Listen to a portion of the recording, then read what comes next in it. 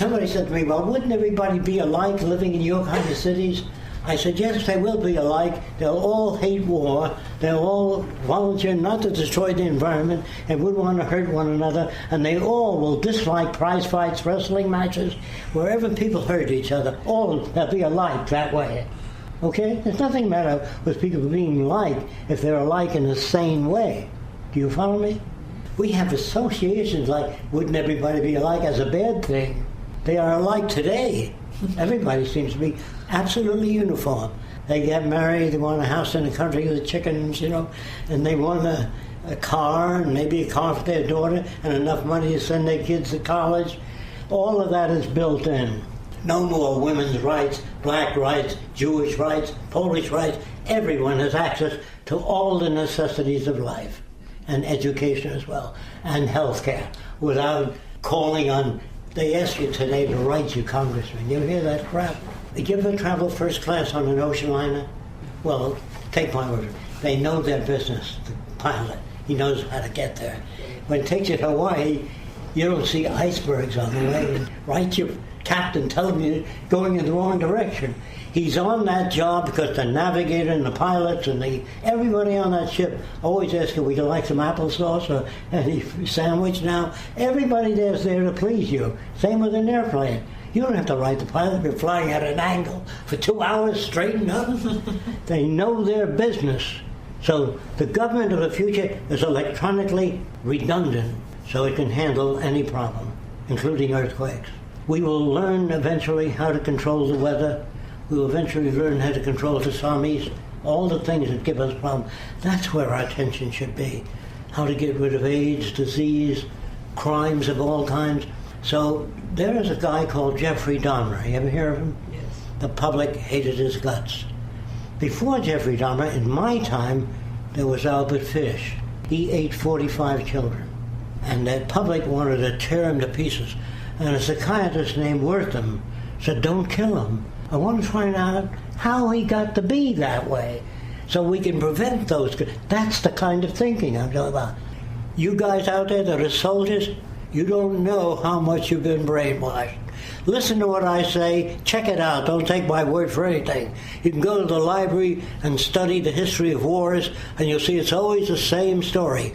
Lies about the Democrats, lies about the Republicans, lies about the communists, the socialists, all things that you get. There's a church in this town, I don't want to name it. It says if you don't come to our church, you're not going to heaven. This is the only real church. So here you got religion corrupt. Religion is corrupt to the money system. Jesus chased the money changers out of the temple. Now they're all back in it. They run the whole show. Think about it. So I'm angry, yes. I'm angry at the state of the world. There are other ways. I'm not just telling you that the world is a sick, unhealthy place. I'm telling you there are ways out of this dilemma. Wearing a cross around your neck has nothing to do with the teachings of Christ. That's what man did to Christ. And men did that to all people that attack the establishment. It isn't just Jesus. Remember the teachings of Christ. If your brother was accused of a crime, and let's say he was given the electric chair, 10 years later they find out he's a nice guy, wasn't even there, had nothing to do with the crime. So you've got a little electric chair around your neck with your brother sitting in it. There's nothing to do with religious teachings. And the Bible, I'm sorry to say, is just a lot of poor myths, low-grade myths, assembled in a simple way so that simple people can understand it. Actually, when you ask a scientist, a question, he doesn't say, well, if you behave well, everything will work out all right. That's nice, easy to understand. You ask a scientist a question, you get a lecture. You don't get an answer. Because it's not as simple as this. This is why they say, what's the cause of cancer? Like there's one cause.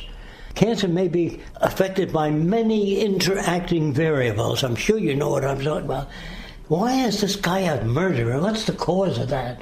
There's no single cause. There's less love at home, less permissive individuality, more rigid rules in the home, severity of the parents, being mistreated. Many interacting variables, okay? So today when a kid goes to school, he goes to school as damaged goods.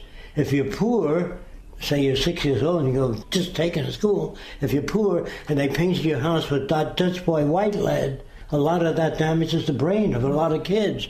So when they get to school, they're not equal. Say if you're brought up by a family that's fairly well educated, and you say, Daddy, what keeps the moon up there? I don't see any strings holding it up there. And Daddy says, it's a satellite, and centripetal force keeps it in its orbit. Or you buy your kid an encyclopedia. Now, if an impoverished American kid says, Daddy, what keeps the moon up there? He might say, what I know about that? So you can't give the kid a good start. Not because he's a bad man, he doesn't know. He's never been exposed to it. So every kid deprived of education is detrimental to our future. That's why we give them books free. That's why we educate them free. Because the smarter your kids are, the less kids shooting up drugs, which you're going to pay for in the future anyway. So we don't do it because we're good-hearted. We do it because it's a sane thing to do. We don't behave because the Bible says so. We do it. I help an old person across the street because I have compassion feeling for them. I don't look up and say, how am I doing? How many credits did I build with the Lord? So today we admire people that are very powerful, very wealthy. So if you can picture that as a drawing of Bill Gates and a pile of food a mile high, and a whole family with a little pile of food, greed, stupidity, we admire all the wrong people. You go to your parks, there's statues of warriors on horses. No Madame Curie, no Louis Pasteur, all the people that conquered disease. Why, it would be ashamed to put a cannon in front of a high school. We put military planes in parks and warriors with flags and bayonets. Society is so poor. I don't mean to upset you out there. There was a time when most people believed the earth was flat, because you can see it's flat. So scientists never got up and said, folks, the earth is a little flat and a little round. No, you move right in and say it is round, and what you believe is not so, and this is why, and you show them all your instruments that indicate that the earth is round. You don't cater to approval. That's what everybody speaks for. They speak for approval. I don't. I speak to people, I don't care whether they like it or not. It's essential that they understand me and interrupt or disagree and tell me where they disagree. They have problems like, what if an engineer wants to build a swept-forward wing, another engineer wants to build a swept-back wing? Who makes that decision? We build a swept-forward, swept-back. Why not? No more price. Do we have the resource? Let's do it. Got it? There's no more discrimination of any kind because there's no need for it. When you try to repress ideas, you drive them underground. So we don't repress religion. We'll support it. So the minister doesn't have to pass the hat around. We'll make sure he lives comfortably and has access to the same things, but he can't say be kind anymore, because you don't have to be kind to anyone. They all live well. There's no slums, no hungry people, no street people, no prostitution, no drugs. If you have no money, you can't sell drugs. It's a moneyless society where you have access to anything. But if you say no to drugs, we know all that. It's BS. Doesn't work. Bad science again.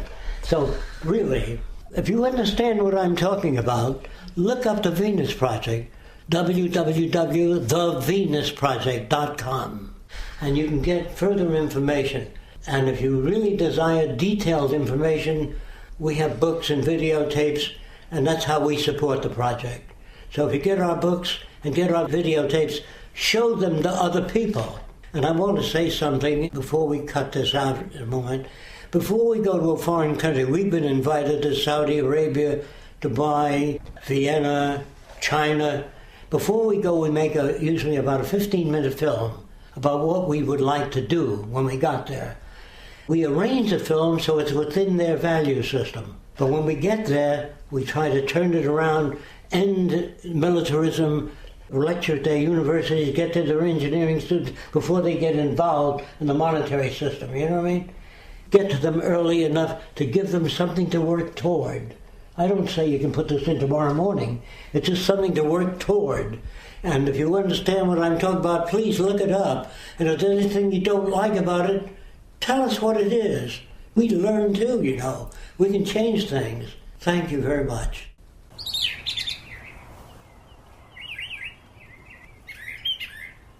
At 9 years old, I refused to pledge allegiance to the flag, and everybody else was doing it. So the teacher grabbed me by the ear right to the principal's office.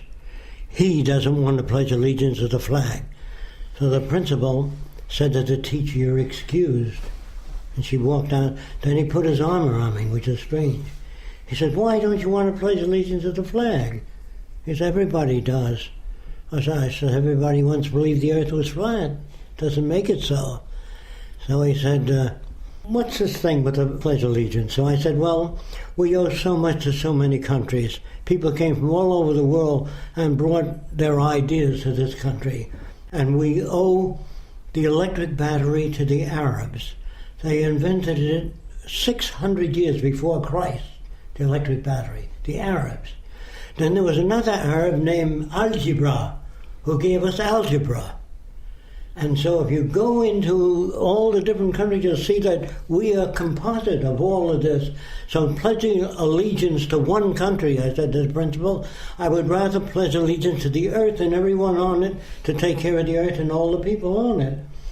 So he said, "That's quite an ambition." I said, "It's not an ambition, it's a necessity." So he got a little flustered and he said, "I have to call your mother in." So he calls my mother and says, "Can you come down to my office now?" My mother comes in weeping. "What did he do?" He says, "He didn't do anything. We don't have a place for him in our school. So I'm going to take him to Macy's and buy him a child's microscope and whatever books he wants, because he doesn't like our history books. He says that all people say the right thing. Everything they do is great. There's no mistakes." I said it was artificial. And he said, "What can I say? I agree with you." So he roped off the back of the class and he bought me a lot of stuff.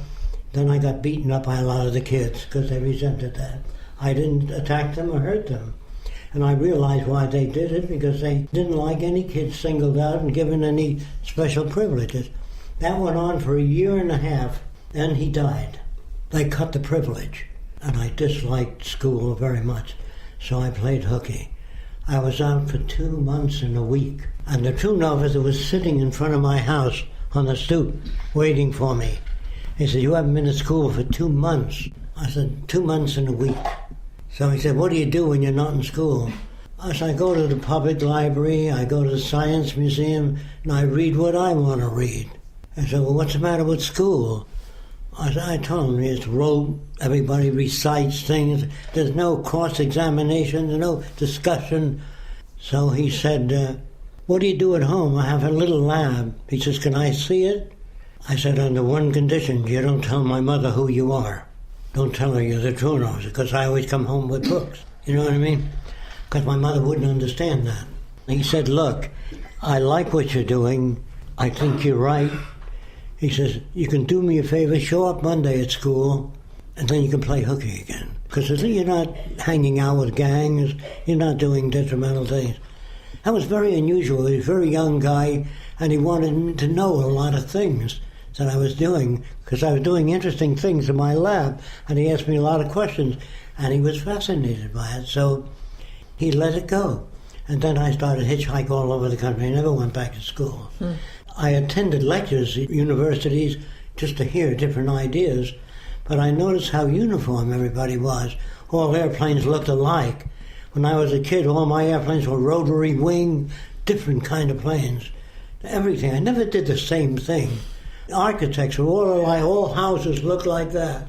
There was something like they were dead people. They were living the lives of someone else that lived before them, that imparted a way of thinking. I called them myself the living dead, because they were doing nothing new. But younger architects in school wanted to change the world to some extent, and when they got out, they were beaten back by zoning into conformity. And if you didn't conform, you didn't eat. So you conformed. So I never conformed. I just hitchhiked all over the country, had my own lab, and developed products. I turn out a product, sell it outright, and go back to the lab. I only made furniture and things so I can go back to the lab and look up what I wanted to do. I can show you some of the products. Well, let's have a tour.